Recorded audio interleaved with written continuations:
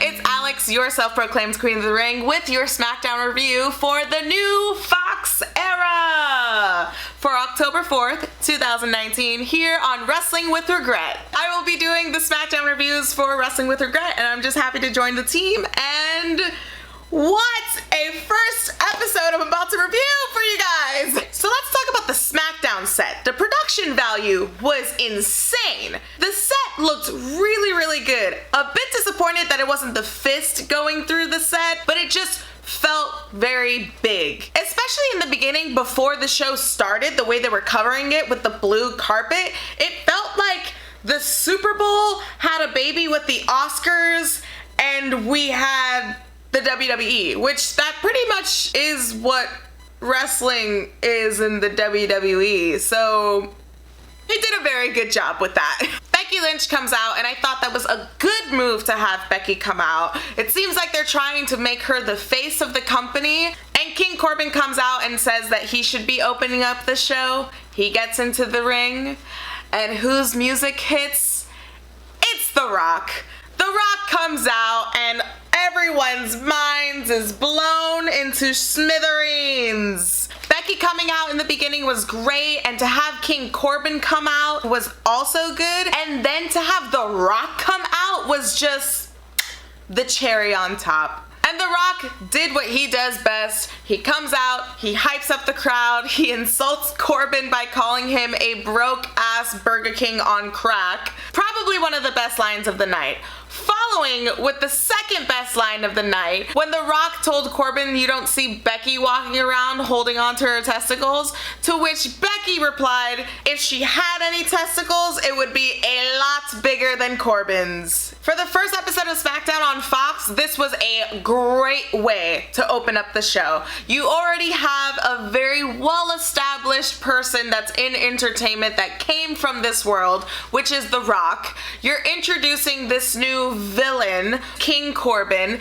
and then you're already introducing a woman as the face of the company, which is Becky Lynch. And just to see The Rock putting Becky over, which Becky has already been over, but just to solidify it a bit more, especially to the mainstream crowd, was really well done. The Rock hits him with a rock bottom, a people's elbow, Becky gets a few shots in, it's all good, we celebrate. And then the first match on SmackDown is a women's match. Becky teaming up with Charlotte Flair and going against Bayley and Sasha Banks. And that was a good match. Charlotte Flair's moonsault was really good. The back and forth between Sasha and Becky hyping up their Hell in a Cell match was really good. Charlotte Flair gets Bayley in the figure 8.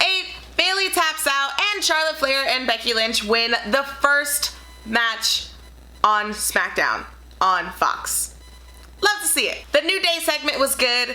All the energy that The Rock provided in the beginning of the show, they didn't let die. They kept it up, and it leads into a match with Seth Rollins versus Shinsuke Nakamura. And then they cut to a Firefly Funhouse video right before the match. That was great. Rollins and Nakamura was a good match, and then The Fiend comes out, he puts Seth Rollins in a mandible claw, and then he throws Seth Rollins off the shiny new SmackDown set. I really wish Kevin Owens didn't get a goddamn jobber entrance. It was kind of a basic ladder match, you know, like a little back and forth, the usual ladder spots, especially with Shane, and then that was it, and then Kevin Owens won. And then I was happy because Kevin Owens won, and I was even more happy because that match was over.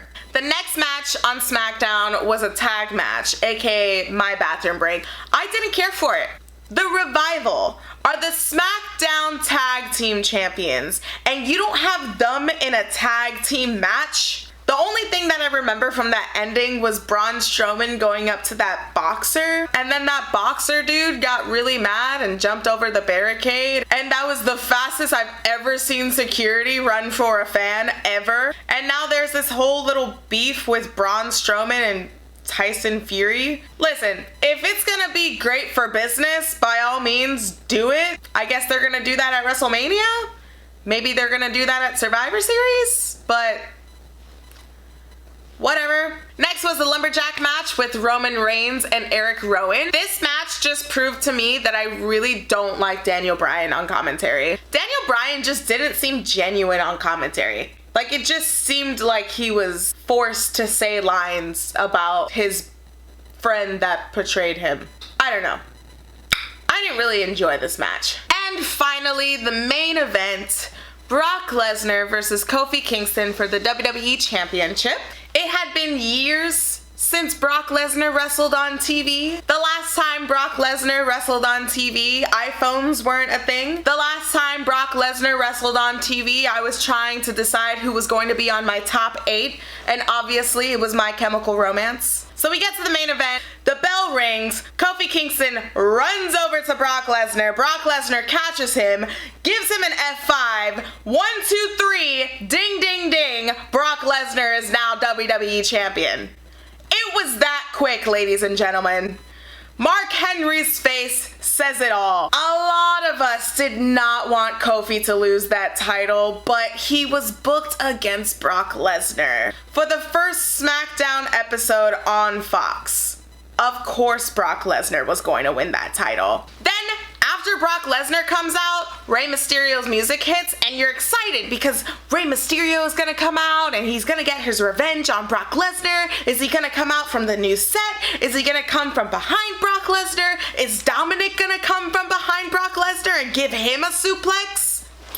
No. Cain Velasquez comes out.